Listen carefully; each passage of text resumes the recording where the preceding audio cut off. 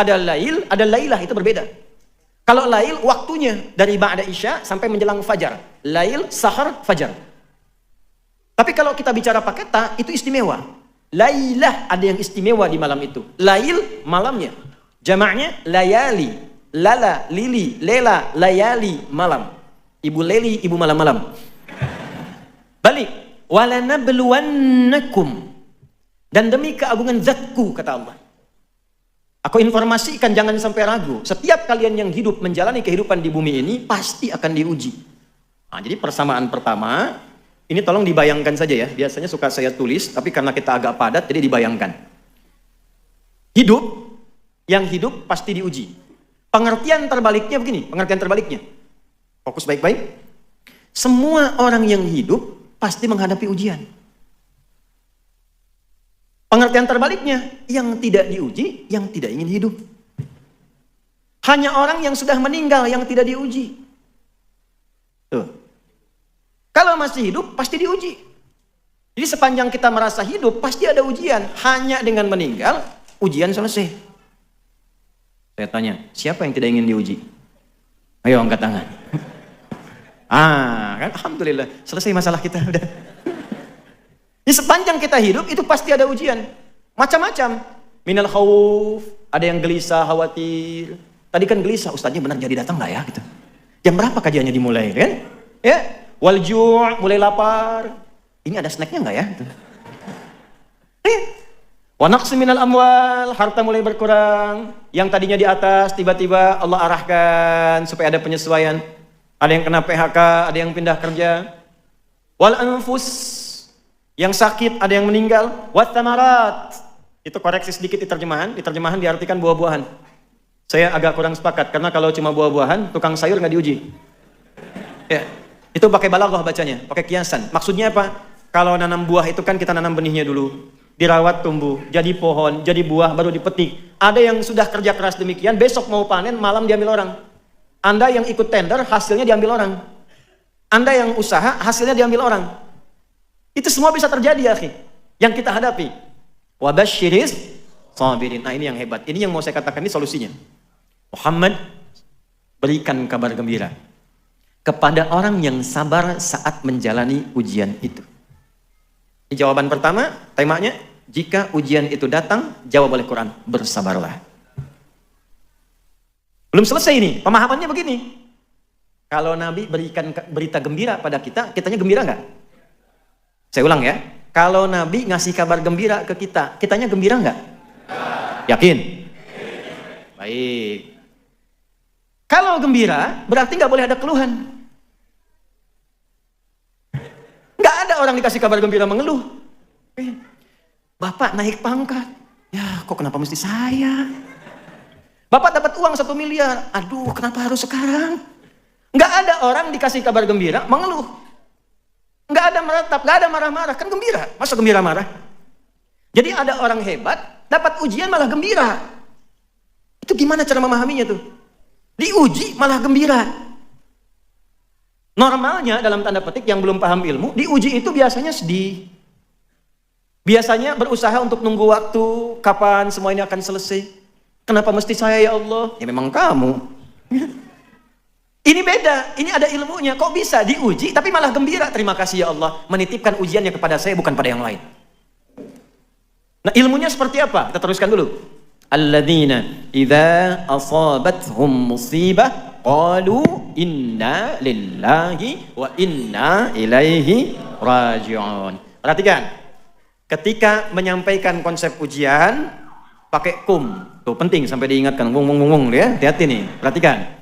Kalau di luar sudah pakai serino belum fokus juga dengan cara apa lagi tuh? Bagus. Ketika objeknya kemudian dihadirkan, siapa orang-orang yang bisa sabar itu? Lihat, walanabluwannakum, kum. Kita semua dikhitab nih, nggak ada satupun. Tapi ketika dimasukkan pada golongan orang hebat yang bisa senang menghadapi ujian, dibentuk lagi komunitas yang baru, orang-orang khusus, bukan orang biasa. Biasanya orang sedih, yang ini malah senang. Siapa orang ini? Ditawarkan oleh Allah. Anda mau masuk gak pada golongan itu? Maka dirubah kalimatnya menjadi alladzina, disebutkan sebanyak 1080 kali dalam Al-Quran. Bentuknya ini isim mausul, konjungsi, bentuknya jama'. Bisa laki-laki, perempuan, besar, kecil, lintas gelar sosial. Jadi kita diajak oleh Allah. Ya, jadi nggak terbatas pada kiai saja. Kiai nggak tahu ilmunya sedih juga. Bukan terbatas pada ustadz saja, tidak. Kita semua ditawarkan, mau nggak punya gaya hidup yang menghadapi apapun senang. Di sini senang, di sana, di mana-mana. Bukan hatinya aja, pikirannya senang, fisiknya senang, gitu, semua nyaman. Maka apa yang kemudian kita lakukan? Orang-orang hebat ini terbuka tawarannya ialah orang yang idza asabathum. Idza ketemu fi'il madhi maknanya mudhari'. Idz ketemu mudhari maknanya madhi. Idza ketemu past tense maknanya present. Continuous future. Ya?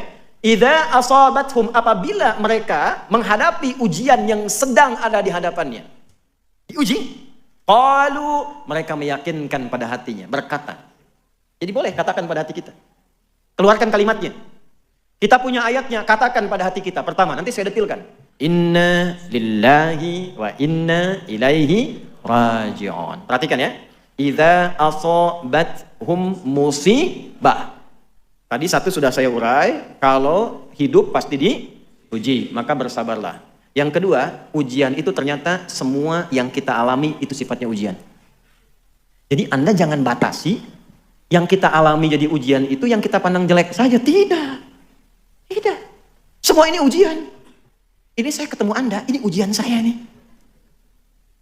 Ini semua yang kita alami ujian. Musibah itu dari kata asaba yusibu, yang kita alami, yang menimpa kita. Setiap yang kita alami itu musibah, bentuknya dua. Ada musibah suka, caranya syukur. Ada musibah duka, caranya sabar. Contoh musibah syukur di Quran di surat apa? 27. Surat apa itu? An-Naml. Ayat berapa? Ayat 40. Di lisan siapa? Nabi Sulaiman. Liyabluwani aashkur am akfur. Jadi begitu ditampakkan istana Bilqis di hadapannya, ya, oleh satu orang yang diberikan ilmu oleh Allah kepadanya, muncul Nabi Sulaiman itu ingat, saya punya kemampuan dengan izin Allah menaklukkan awan. Kemampuan bicara dengan hewan, kemampuan mengendalikan jin dan sebagainya. Lalu ditampakkan pembuktiannya. Apa kalimat pertamanya? Ini ujian bagi saya, apakah semua nikmat yang menyenangkan ini saya syukuri atau tidak? Jadi jangan Anda kira, maaf, ujian itu pada sesuatu yang duka saja. Ada yang meninggal, ujian. Sakit, ujian. Sehat pun diuji. Ya akhi, yang meninggal, maut datang padanya. Yang hidup, kehidupan hayat masih ada, nurul hayat. Maut dan hayat itu ujian buat kita. Kalimatnya nabluwakum. Quran surat berapa? 67. Ayat berapa? Ayat kedua. Huwallazi khalaqal mauta wal hayat liyabluwakum ayyukum ahsanu amala. Ini semuanya ujian. Naik jabatan ujian. Makanya orang dulu Pak Sobi, itu kalau jadi rektor, jadi pejabat, jadi apapun, itu kalimat pertamanya, Umar bin Abdul Aziz dilantik, kalimat pertamanya, inna lillahi wa inna ilaihi. Ada yang kuliah di sini mahasiswa? Kalau dapat IPK 4, apa kalimat yang diucapkan? Nah, itu benar, alhamdulillah. Ya, tapi setelah itu jadi ujian. Ujiannya ujian amalan. Makanya dapat ijazah. Ajaza yujizu ijazatan. Diberikan izin kebolehan mengamalkan ilmunya. Jadi ijazah itu bukan koleksian sertifikat disimpan, bukan. Karena dicek, ada talaki depan gurunya. Dicek, betul, bagus, silahkan ngajar. Kasih ijazah. Nah, ketika mengajar, ujian. Semuanya diuji. Anda kesini pakai kendaraan, mobil, motor, macam-macam, itu ujian. Dihisab nanti tuh. Betul, dihisab itu. Makanya kalau Allah uji dengan benda apapun, pakai ibadah dulu. Dikasih Ferrari, subuhan dulu. Pakai ke masjid. Jadi pas dihisab ringan. Ini saya ikuti tuh pola itu tuh. Jadi kalau ada apapun Allah titipkan, saya ada baju nih. Dihadiahkan oleh Allah lewat tangan tertentu. Saya pakai sholat dulu tuh. Pakai sholat dulu. Jadi kalau dihisab enak. Ya di hidayat dari mana engkau dapatkan, ya Allah engkau maha tahu dengan segalanya. Si fulan memberikan hadiah dengan izinmu. Kemana engkau gunakan? Ya Allah dipakai sholat.